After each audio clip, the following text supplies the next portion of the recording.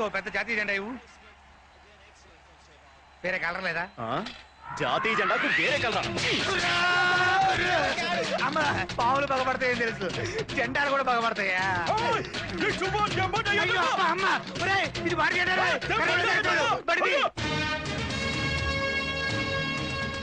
సూర్య ఆధ్వర్యంలో హీరోలైన పోలీసులు.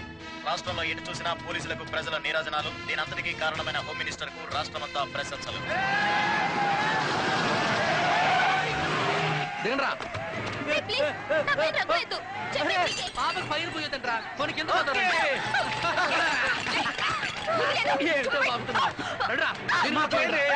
చెప్పు.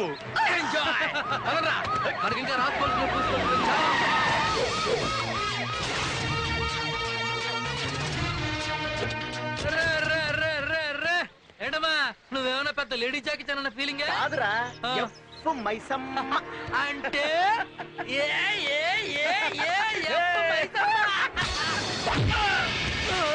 కాదురా మైసమ్మ. ఎక్కిచ్చాననుకో కనెక్షన్ కట్, జనరేటర్ ఫట్. నేను ఆడతాను.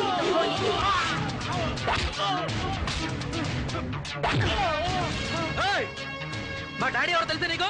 వెళ్ళి నీ అమ్మని అడగరా.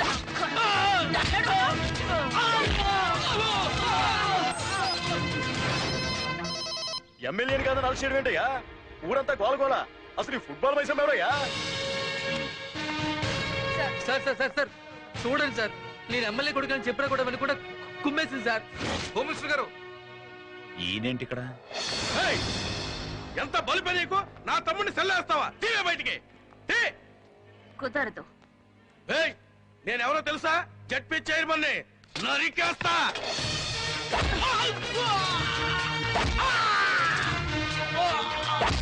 నువ్వెవడైతే నాకేంట్రా? నీ అబ్బ సాలే. నాతో పెట్టుకుంటే ఎవడికైనా కనెక్షన్ కట్, జనరేటర్ ఫట్. ఏం చూసుకున్నా నీకు పొగరు? ఎమ్మెల్యే కొడుకుని కూడా చూడకుండా లోపలేస్తావా? నువ్వు పోలీసుని కూడా చూడకుండా పోలీస్ స్టేషన్ లోనే రేప్ చేయిస్తాను.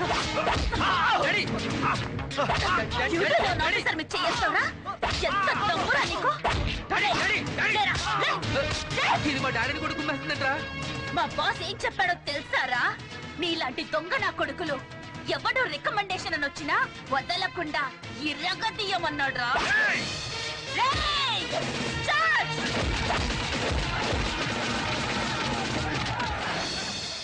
నేను చేసింది తప్పా సార్? సార్ ఒక్క నిమిషం సార్, సీఎం గారు లైన్లో ఉన్నారు సార్. కంగ్రాట్స్ మైసమ్మ. ఇక నుంచి వెనక్కి తిరిగి చూడకు. రికమెండేషన్ అని ఎవరొచ్చినా సరే ఇలాగే ఇరగది. Keep it up. Thank you sir. వినిపించిందా సార్? ఎందుకు వినిపించదు? ఇంకేమైనా మాట్లాడాలా? ఇంకా మాట్లాడడానికి ఏముంది? ఇంత మర్యాదగా చెప్పిన తర్వాత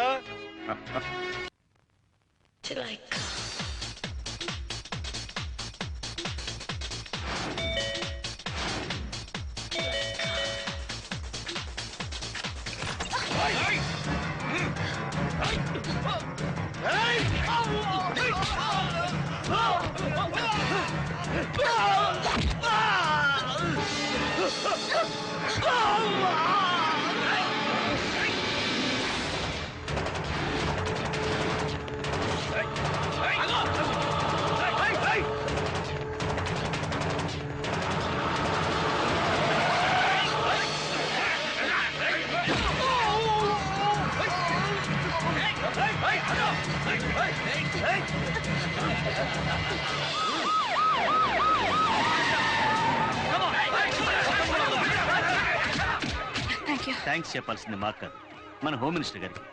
పొద్దున జరిగిన ఇన్సిడెంట్ కి మీ మీద ఏదైనా అటాక్ జరగచ్చని ఆయన మిమ్మల్ని వాచ్ చేయమన్నారు.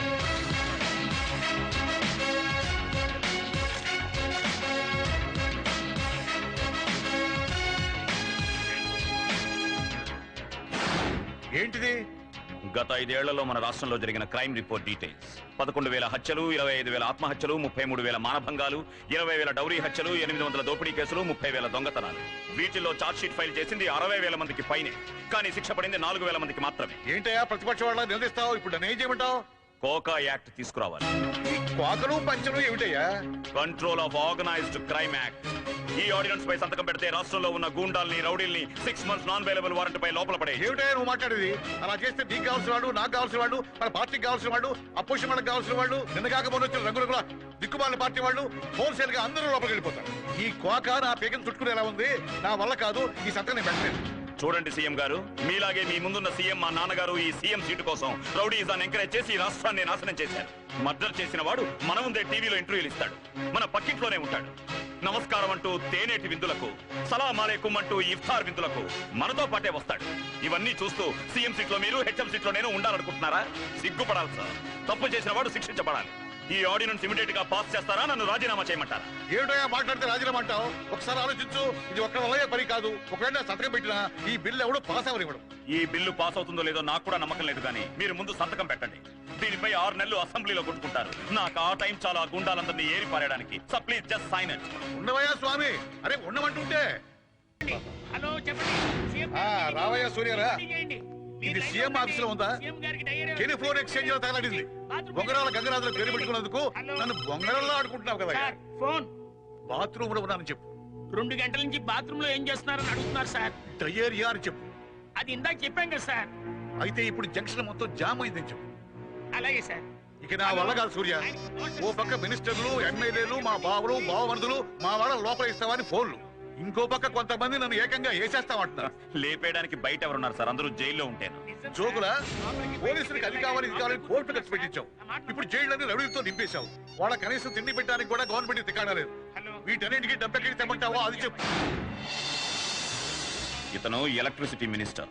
15 సంవత్సరాల క్రితం ఎలక్షన్ లో డిపాజిట్ కట్టుకోవడానికి అప్పులు చేశాడు. ఈరోజు సిటీలో ఇతనికి 6 బిల్డింగ్లు, 4 ఫామ్ హౌస్లు ఉన్నాయి. ఇతను శంకర్మూర్తి అనే బినామీ పేరు మీద 2 రిసార్ట్స్, ఒక మెట్రో షాపింగ్ సెంటర్ ఉన్నాయి. ప్రస్తుతానికి ఐమాక్స్ కట్టే పనిలో ఉన్నాడు. ఇతను డిఎన్కే. ఇతను చెయ్యని వ్యాపారం లేదు. హోటల్స్, క్లబ్స్, పబ్స్, మల్టీప్లెక్స్ కాంప్లెక్స్లు, టెలి నెట్వర్క్లు, లైట్స్, బినామీ పేర్లతో వేల కోట్ల ఆస్తులున్నాయి.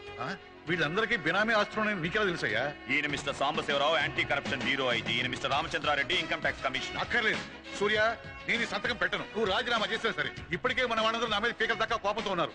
ఈ ఆర్డర్స్ పాస్ అయితే నా కాల్ చేసి గట్టిపడేసి పాయింట్ బ్లాంక్ రేంజ్ లో కాల్ చేస్తాను. అయితే మీరు చాలా ఇంపార్టెంట్ ఫైల్ ఒకటి చూడాల్సి ఉంటుంది. ఆ ఫైల్ ఇలా ఇవ్వండి. 20 ఏళ్ల క్రితం గుడిసెలో ఉండి వ్యవసాయం చేసుకున్న ఒక వ్యక్తి 20 ఏళ్ల తర్వాత మలేషియాలో స్టార్ హోటల్స్, స్విస్ బ్యాంక్ లో అకౌంట్స్, నగర శివార్లలో 1000 ఎకరాల భూమి అవేవో తక్కువ ధరకు వస్తే కొన్నానయ్యా. మరి ఈ ఫైల్ ఓపెన్ చేయమంటారా? ఆ భూములన్నీ రేపే గవర్నమెంట్ రాసిస్తా. సీఎం దొరకడా లేదా? సీఎం దొరకడేటయ్యా, లైన్ లో దొరకట్లేదా? మొత్తం పాయే. ఏమయ్యా, స్కాములన్నీ చేసి కూడా పెట్టింది అంతా పాయే. మీ అందరికి పర్వాలేదు రాబాయా, ఎంతో కొంత మిగిలింది. ఏమయ్యా, మీ అందరికంటే మంచి పేరు తెచ్చుకుందామని ఆస్తులన్నీ బినామీ పేర్ల మీద పెట్టా. నా పేరును అగరొత్తి కూడా లేకుండా పాయే. మూడంతా పాయే. దొరికిందా? నీకు మొక్క కుర్రో కుర్రో దొరికేది ఆ ఫోన్ లోంచి చేస్తే ఊళ్ళోంచి ఊళ్ళోకే కలవదు. జంట బొమ్మల ఫోను ఆఫ్రికా నుంచి తెప్పించాను. ఇందులో బోయింగ్ కూడా ఉంది. బోయింగ్ కాదు, రోమింగ్. నేనన్నది కూడా అదే. ఇందులో చేస్తే సీఎం కాదు, పిఎం కూడా కుర్రామంటూ లైన్ లోకి వచ్చేసిందే. ఇప్పుడు నేను చేస్తాను చూడండి.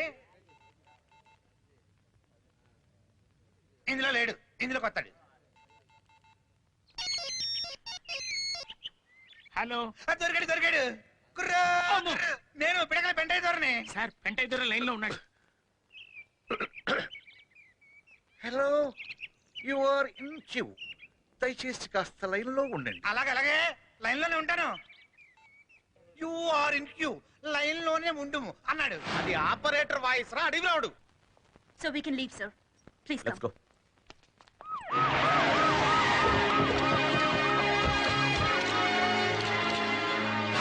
ఏంటయ్యా ఇది? బియ్యమా పురుగులా?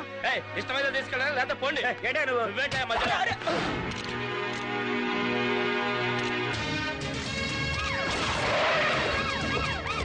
పురుగుల బియ్యం అమ్ముతావురా? Connection cut.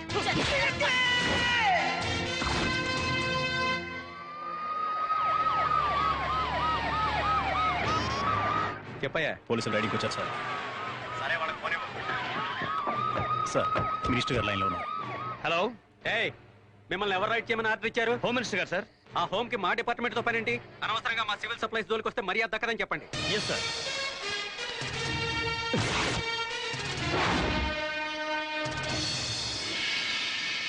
ఆ పోలీసులకు ఏదో ఒకటి చెప్పి పంపించవయ్యా. ఇమ్మీడియట్ గా స్టాక్ అంతా ఖాళీ చేయిస్తాను. సరే నేను ట్రై చేస్తా.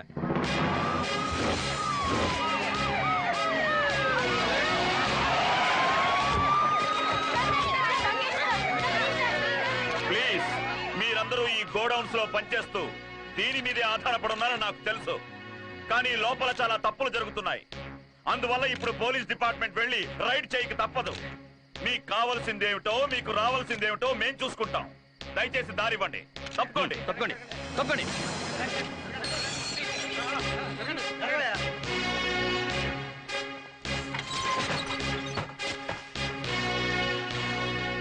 కమాన్, రికార్డ్ ఎవ్రీథింగ్.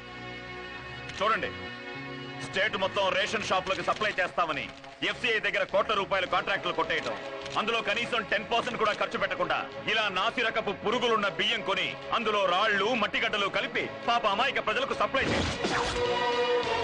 నైఫ్,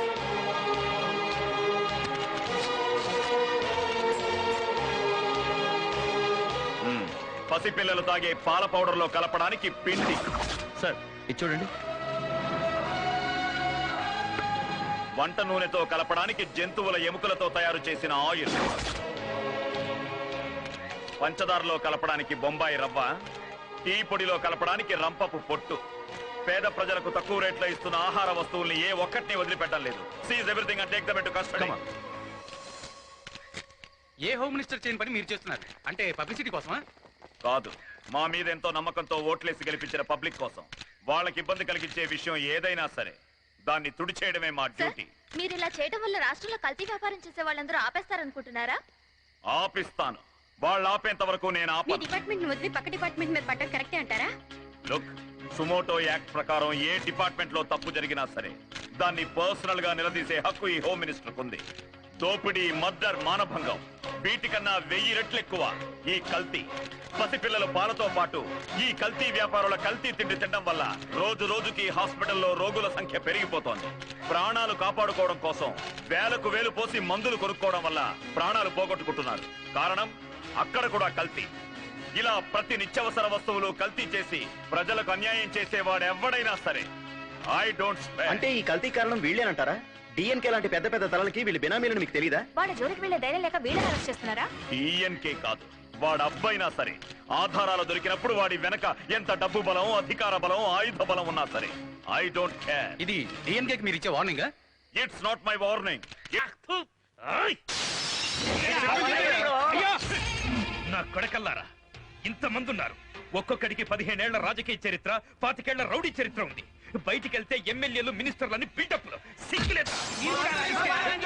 ఎక్కడో బార్డర్ నుంచి వచ్చి ఎడం చేతిలోకి సీఎం ని, కుడి చేతిలోకి రాష్ట్రాన్ని తీసుకొని మనందరినీ ఫుట్బాల్ చూస్తూ దద్దమల్ల కూర్చుంటారా? పిడికెల పెంట లైన్ లో ఉన్నా. మీరు రాజీనామా చేయండి. గవర్నమెంట్ ఎలా అయ్యో బాబోయ్, రాజీనామానా? నేను ఇంకా కలెక్షన్ మొదలట్లేదు. కలెక్షన్ ఏంట్రా? ఇప్పటి వరకు మీరందరూ జనాల దగ్గర దోచుకొని నా దగ్గర దాచుకున్న కోట్ల డబ్బు వాడు దోచుకుపోయాడు. అంటే మా డబ్బంతా పోయిందా?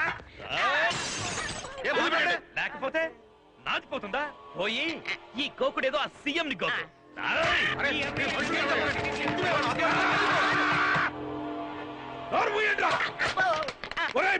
గంగరాజు, ఒకే మాట చెప్తున్నాను. ఉంటే వాడైనా ఉండాలి, లేకపోతే మేమైనా ఉండాలి. ఎవరి కావాలో తెలుసుకో.